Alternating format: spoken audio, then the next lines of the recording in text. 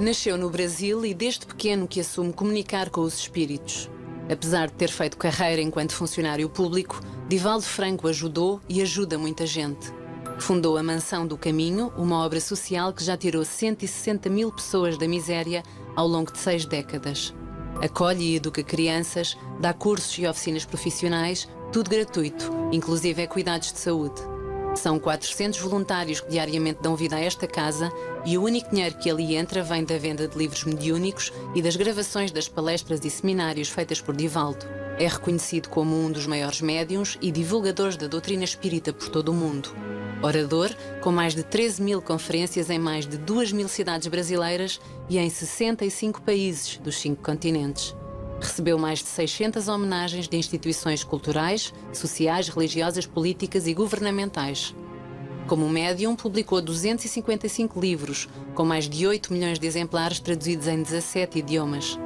Aos 89 anos, Divaldo Franco diz que a sua missão está a terminar, mas enquanto isso não acontece, continua a espalhar a palavra de Deus, do bem, da vida espiritual. E ele aqui está. Olá, Divaldo, muito boa tarde. Boa tarde. Eu tenho que começar por dizer que é para mim uma grande honra recebê-lo aqui no programa. Mas a honra é para mim, Fátima.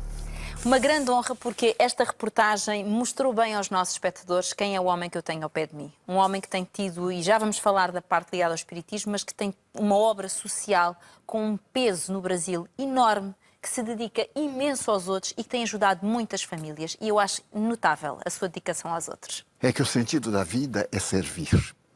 Quando nós não servimos, ainda não aprendemos a viver. Quando a criatura humana descobre que a vida tem um sentido profundo, esse sentido se converte no ato de amor. E sem dúvida, como dizia Dostoiévski, a beleza e o amor salvarão o mundo. E é nisso que sempre acreditou e é por isso que tem sempre trabalhado, ou nesse caminho que tem sempre trabalhado. Exatamente. Ao descobrir o Espiritismo, eu encontrei um mundo inteiramente novo. Pertencente a uma religião tradicional, tinha perguntas sem respostas. Essas perguntas faziam parte do meu cotidiano, porque desde os 4 anos de idade eu via os espíritos e acreditavam que eram alucinações. Mais tarde, informações indevidas asseveravam que se tratavam de uma força do mal demoníaca. E isso me lançava a grande conflito. Como pode o mal aconselhar o bem? Porque me aconselhava o bem uma vida reta, atitudes castas perante a vida e, sobretudo, o ato de abnegação em nome de Jesus Cristo. Esse ser incomparável que ainda deslumbra o mundo. E lentamente me apaixonei por ele. Porque, ao ler o Sermão da Montanha, eu encontrei resposta para todas as inquietações da minha alma. E lembrei-me de Gandhi. Se todos os livros desaparecessem e ficasse apenas o Sermão da Montanha, não necessitaríamos de mais nada. Então, imitando esses grandes vultos, tentei ser útil. E não faltaram colaboradores, porque o mundo é bom. As pessoas são boas, estão mal informadas. Não existe a maldade no sentido tácito. Existem transtornos de natureza emocional, patologias. Então, aquele a quem consideramos mal é o indivíduo que perdeu o endereço de si mesmo. Ele, ao perder o endereço de si mesmo, perdeu o endereço da vida. E agride porque se agride. E tendo medo de ser agredido por outros, ele se torna violento. Já dizia a Organização Mundial de Saúde que a violência é um mal do espírito. Deve ser tratado no espírito com amor, ternura e bondade. Que é tão bonita a sua... É tão bonito tudo aquilo que a vida o tem ensinado, mas falou na forma como descobriu o espiritismo na sua vida, porque realmente começou muito cedo, aos 4 anos, as primeiras manifestações. Levou tempo a que a sua mãe percebesse o que é que estava a passar com este menino, até porque o primeiro espírito, segundo sei, era o da sua avó, portanto não era uma coisa muito fácil de se aceitar. Mas consegue explicar aos nossos espectadores o que é isto do espiritismo? O que é isto de receber um espírito, sentir uma entidade? É o quê? Allan Kardec foi o mestre francês que propôs a palavra espiritismo. Sempre houve a palavra espiritualismo, esta abrangência de crenças na imortalidade da alma e em Deus. Ele, então, ao apresentar o resultado das suas investigações, estabeleceu que o espiritismo é uma ciência que estuda a origem, a natureza, o destino dos espíritos e as relações com o mundo corporal. Em todas as épocas, desde o período paleontológico, que se vê em espíritos. São eles que nos vêm dizer que a vida continua. As religiões são metodologias pedagógicas para nos ensinar a encontrar o equilíbrio. E, naturalmente, cada uma de acordo com seu fundador. Allan Kardec estabeleceu que esta ciência é também uma filosofia. Quem de nós não perguntou por que eu sofro? Por que pessoas más que progridem e outras boas que não logram nada? Qual a razão do meu infortúnio? As doenças terríveis e devastadoras, os fenômenos teratológicos, a riqueza, a miséria, são interrogações que as velhas doutrinas do esoterismo denominavam como reencarnação.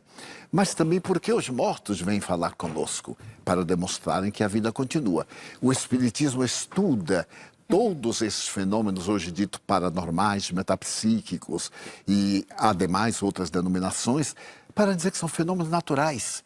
Apenas não são de todo momento. Nós possuímos um sistema nervoso específico. E agora foi descoberto pelos russos que aqueles neurônios que eram considerados lixo são detentores de praticidade. E além dos 5 sentidos, nós outros temos outros sentidos. A intuição, a clarividência, a clareaudiência, o profetismo. Estudando esses neurônios... Mas temos todos. Todos. É uma dependência apenas do exercício. Allan Kardec era o nome do codificador, do homem que nos propôs a doutrina, estabelece que é uma faculdade paranormal dentro da nossa normalidade. E todos temos essa sensibilidade. A intuição feminina é tão tradicional que mesmo os homens céticos respeitam. Quando minha mulher diz uma coisa, eu tenho muito cuidado. Os sonhos premonitórios, os fenômenos de aparição na Bíblia, no Corão, no Zendavesta, em todas as obras tradicionais das religiões, demonstram que existe algo e nós conseguimos captar. Nesta época da cibernética, nós temos sensores e esses sensores estão na nossa glândula pineal, no nosso sistema nervoso central e nas glândulas endócrinas. Agora, nos dias de hoje, ainda bem que fala nesta época cibernética, porque nós estamos numa fase... Agora vou falar um bocadinho de Portugal, mas no fundo passa-se um pouco... O mesmo com muitos outros países. As pessoas estão num momento de muito desespero. Aqui em Portugal, muito em virtude da crise económica que se tem vivido, as pessoas estão desorientadas, com muito pouca esperança, com uma visão às vezes bastante negativa da vida, sem saber para onde caminhar. E eu pergunto, o que é que a doutrina espírita poderá dizer a estas pessoas? Que mensagem é que, no fundo, o Divaldo lhes pode passar? Vale a pena confiar na vida, porque a vida muda. As alternativas entre hoje e amanhã são inesperadas. O Espiritismo é doutrina de consolo. Imagine a perda de uma pessoa querida, o desespero e a certeza de que vai reencontrar. Saber que ela volta e continua guiando-nos. Mas esse desespero que nos assalta é fruto de uma cultura ética devastadora, que nos ensinando espiritualismo somente trabalhou pelo capitalismo. Somos pessoas eminentemente individualistas, sexistas, consumistas. E quando esses 3 fatores ou um deles não corresponde, desesperamos-nos. Mas se nós olharmos um pôr do sol, a nascente do dia, o sorriso de uma criança, uma flor que desabrocha, a natureza, e nos olharmos, nós nos voltaremos para Deus. É necessário que a nossa crise existencial não apenas crer no que toca. A física quântica nos diz que tudo quanto nós vemos é invisível. E antes era necessário ver para crer, agora é necessário crer para ver. Essa crise é mais do indivíduo, que vai somar a outro indivíduo e atinge a coletividade. Na hora em que eu me torno melhor, o mundo se melhora. Na hora que eu passo a confiar, ter não é tão importante.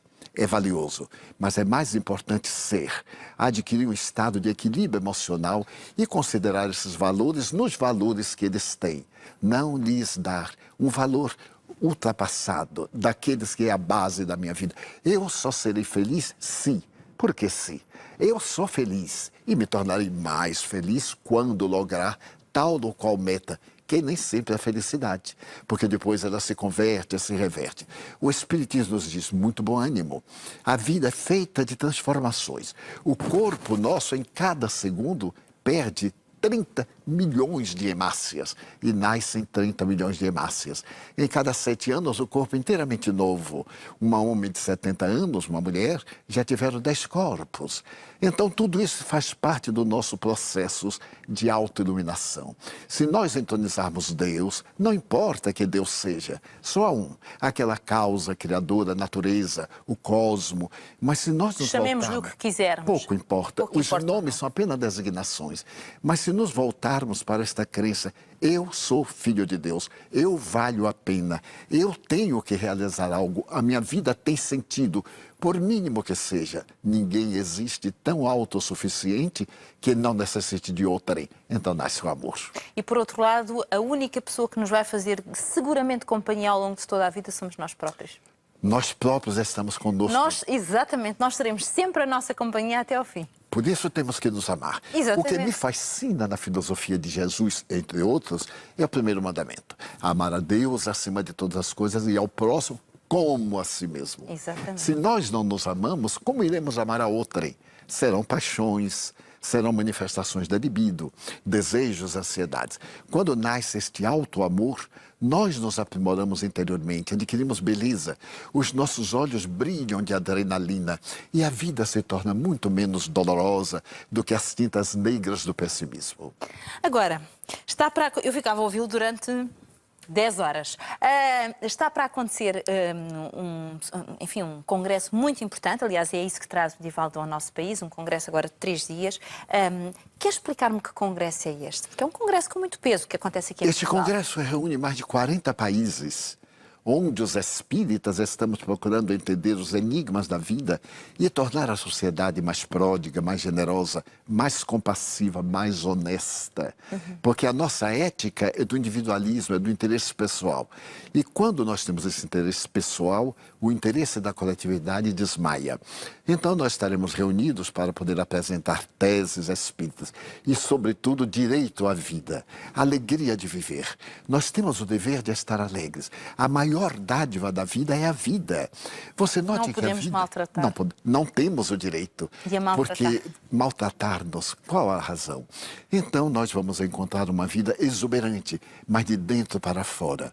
Na hora que nós nos resolvermos por dizer, bem, eu vou ser feliz, apesar de eu sou também filho de Deus e mereço. O Congresso está reunido quase 40 países para discutirmos os temas que dizem respeito à grande problemática da atualidade. Acompanhando a ciência, situar a ciência dentro do contexto da religião. Fazer a religião científica e uma ciência religiosa. Bom, já percebem porque é que este congresso, que é um congresso tão importante, que reúne mais de 40 países, vêm efetivamente grandes nomes a este congresso. Um dos nomes mais importantes é, sem dúvida, Divaldo Franco. Aliás, assim que se soube da sua vinda a Portugal, imediatamente se esgotaram as inscrições das pessoas que poderiam assistir, porque efetivamente é um homem que tem um nome que já fala por si. Eu gostei muito de o receber aqui. Acho que é uma pessoa muito especial. Ainda bem que escreve tantos livros e que escreve da forma que escreve, porque a sua mensagem consegue chegar tão longe. Desejo-lhe muita saúde Muito e as obrigado, maiores Fátima. felicidades. Desejo também muitas bênçãos, porque seu nome me é muito popular, como em todo Portugal e também no Brasil. Muito Muita bem. felicidade. Um grande aplauso. Obrigada.